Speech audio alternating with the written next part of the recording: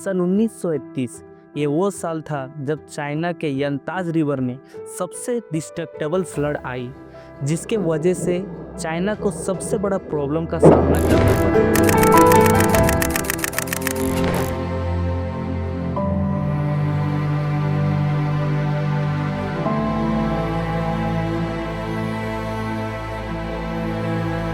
Even they were small indeed compared to the ones that struck China. All through the early 1900s, great torrents swept across the Yangtze Valley. One of the most catastrophic floods of our century occurred in 1931, when the Yangtze and Huanghe jumped their banks and killed 225,000 people.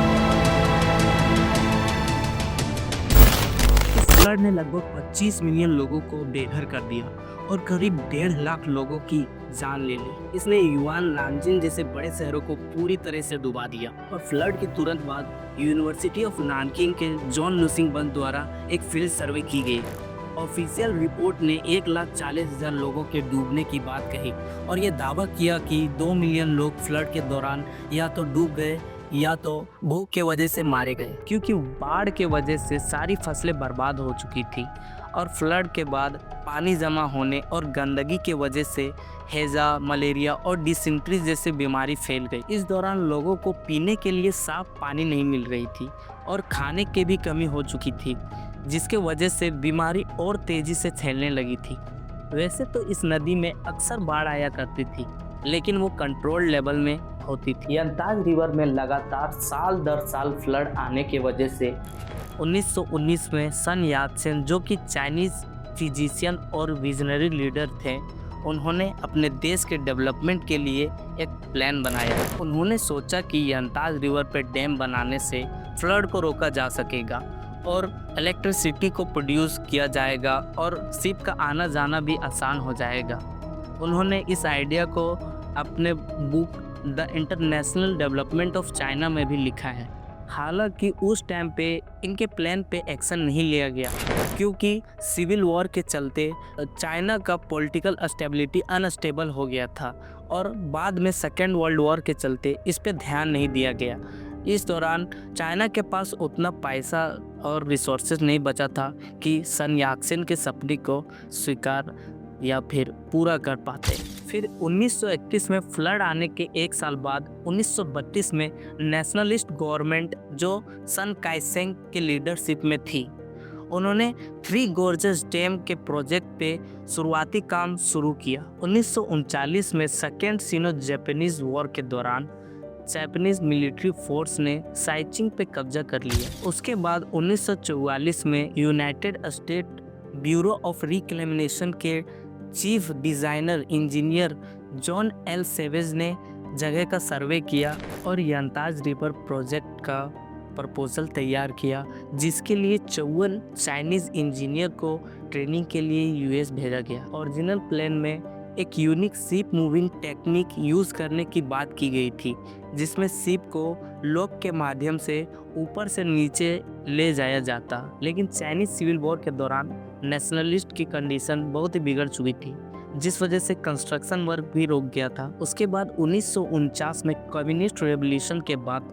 Mao Zedong ने इस project का support किया, लेकिन सबसे पहले गेजुबा dam बनाने का फैसला लिया। लेकिन द ग्रेट लीप फॉरवर्ड मतलब कि सही तरक्की और कल्चरल रेवोल्यूशन मतलब सांस्कृतिक क्रांति, ये एक आंदोलन है और ये सब प्रॉब्लम्स के वजह से जो डैम बनने का प्लान बना हुआ था, ये सब धीमी पड़ गई थी। फिर 1954 के यंताज रिवर फ्लड के बाद 1956 में माओ जेडोंग ने स्विमिंग नाम करके एक पोएम लिखा, जो कि उन्हें यंताज रिवर पर डैम बनाने का इंटरेस्ट को दिखाती है। उसके बाद 1958 में 100 फ्लावर कैंपिंग के बाद जो इंजीनियर इस प्लान के खिलाफ बोला था, उन्हें जेल भेज दिया गया। चाइना के फॉर मॉडर्नाइजेशन पर जोर देने के दौरान कम्युनिस्ट पार्टी ने इस डैम के प्लान को फिर से रिवाइव करने का कोशिश किया और 1986 में इस कंस्ट्रक्शन को शुरू करने का प्रपोजल दिया। हाइड्रो इलेक्ट्रिक पावर डेवलपमेंट पर जोर दिया गया और प्रपोजल रखने के बाद Chinese people political consultative conference ने डैम के विरुद्ध किया और एक्सपर्ट्स के पैनल ने इसे डिले करने की सलाह दी। ये सब होने के बाद 1992 में नेशनल पीपल कांग्रेस ने इस डैम को अप्रूव किया। 2633 डेलीगेट्स, यहाँ मैं डेलीगेट्स का मतलब बता दूं कि मेंबर्स होता है, तो 2633 डेलीगेट्स में से 1767 डेलीगेट्स ने सपोर्ट किया और 177 लोगों ने इस अप्रूवल से मना किया और 664 लोगों ने इस वोटिंग से बचाव किया और बचे हुए 25 लोग वोट नहीं दिए, जिसके कारण अप्रूवल रेट सिर्फ 67.75% हुआ, जो कि अनयूजुअल था। ये सब होने के बाद कंस्ट्रक्शन 14 दिसंबर 1994 में शुरू हुआ। डैम 2009 तक पूरी तरह काम में आने की उम्मीद थी, लेकिन अंडरग्राउंड पावर प्लांट्स और एडिशनल 6 जनरेटर्स की काम की वजह से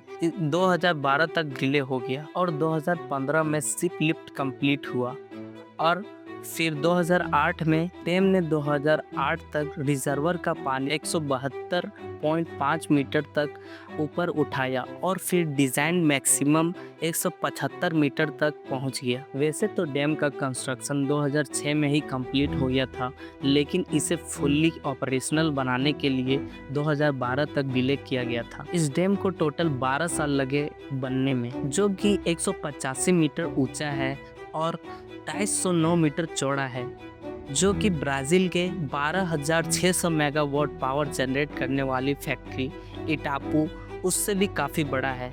और ये डैम दुनिया का सबसे बड़ा हाइड्रो इलेक्ट्रिक पावर स्टेशन है, जो कि 22,500 मेगावाट इंस्टॉलेशन कैपेसिटी का पावर रखता है। थ्री गॉर्जेस डैम लगभग 95 टेरावाट पावर जनरेट करता है हर साल। इस वीडियो में हम लोग थ्री गॉर्जेस डैम के हिस्ट्री के बारे में जाने, हम लोग हर एक चीज़ के बारे में जाने कि इस डैम का शुरुआत कब हुआ, कैसे बना, आखिर बनने का सबसे पहले बनने का रीज़न कैसे आया, और हर एक प्रॉब्लम्स के बारे में हम लोग लगभग बात किए हैं।